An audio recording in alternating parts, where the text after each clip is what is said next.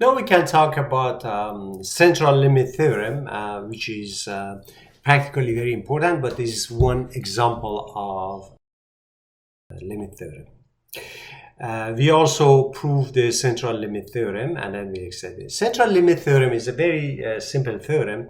It says that if you have a random sequence of independent and identically distributed random variables with a constant mean mu, and suppose that they all have same variance, then if you calculate the sum of the deviation of the random variables from their centers and then divide it by a square root, remember here is not sample mean, by square root of n, then the distribution of these random variables, let's say I call it Zn, so this is not sample mean. Sample mean here instead of a square root has 1 divided by n, and we learn why put 1 over square root of n, not 1 divided by n. If you put 1 divided by n, this guy will converge to 0.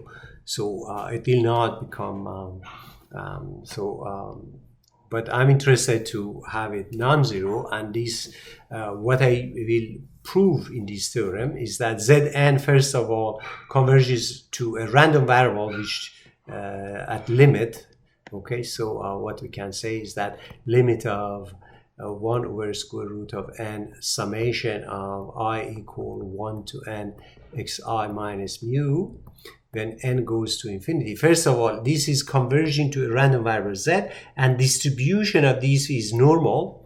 Mean of it is 0 and variance of it is sigma 2n. The proof is very easy and is interesting. So this is, of course, this is related to your sample mean. Remember that this notation xn converges to n means that the limit of the CDF converging, or limit of PDF is converging. So what I need to do is to find a PDF or CDF of that, find the PDF, CDF, or moment generating function or characteristic function and so on, and show that these converges to a normal distribution. So to prove this, we will use two lemmas. We'll talk about it and then we go ahead. So the first lemma is that if the limit of a moment generating function of a random sequence becomes constant for all omega, then the distribution of x of n becomes equal to that. It is obvious because this is equivalent to Fourier transform of the PDF. This is also equivalent, so we don't need to really work. So in other words, we want to work in characteristic function, not in PDF. It's much easier. Of course, you can do it in PDF domain, but the math is going to be a little bit more complicated. So when this is the characteristic function of the random sequence, and this is the characteristic function of your limiting point.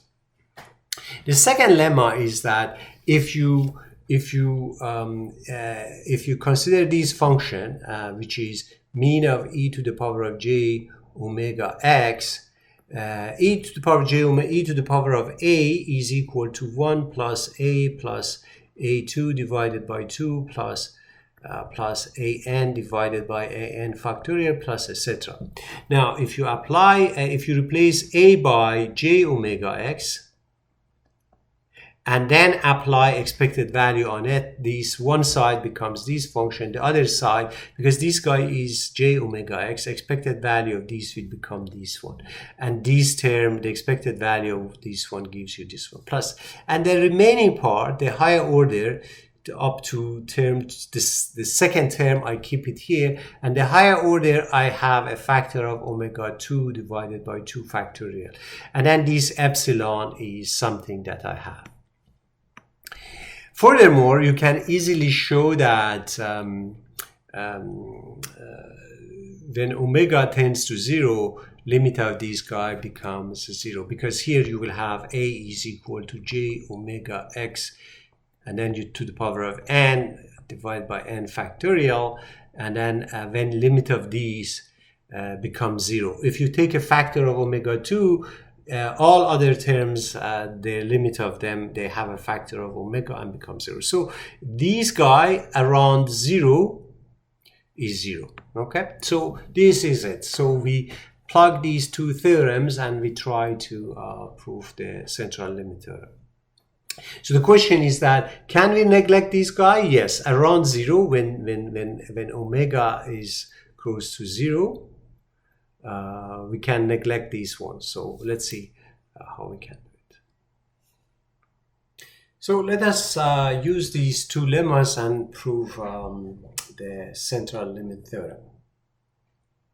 So without loss of generality, for simplicity, we assume that the mean of the random sequence, the mean of each random variable is 0. If not, you can say that we only consider the deviation from the centers, and this will be satisfied. So using the second lemma for this random variable, so we apply the second lemma for this random variable, we could write that the moment generating function of this guy is equal to, we write it in terms of the mean and the power and then the epsilon. So we get this expression. Obviously, this epsilon is depends on higher order moments of your random variables. However, the limit of this term when this argument inside, when omega over the square root of n tends to 0, the limit of this guy will become 0. Now, the interesting thing is that when n goes to infinity, this guy tends to 0. Therefore, this guy can be neglected when n is large enough. So we can this could be neglected compared to this term, and we can write this.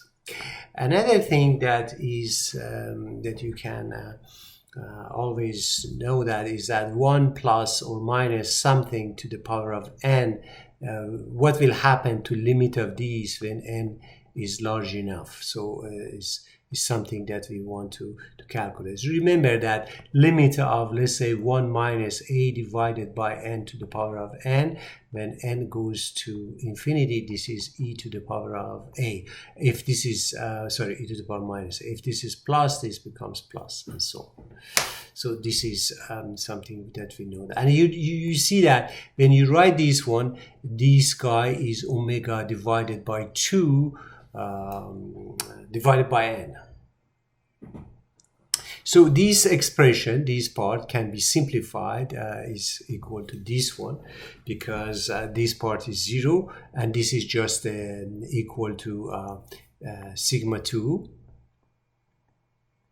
and this is the omega 2, and then you have sigma 2, and then you have a square root divided to the power of 2 becomes n here, and then you have this.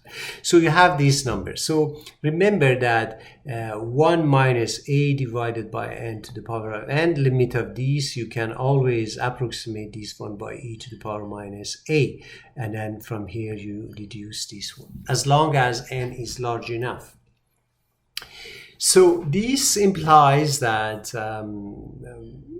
this characteristic function converges to this form, and this form means just normal distribution.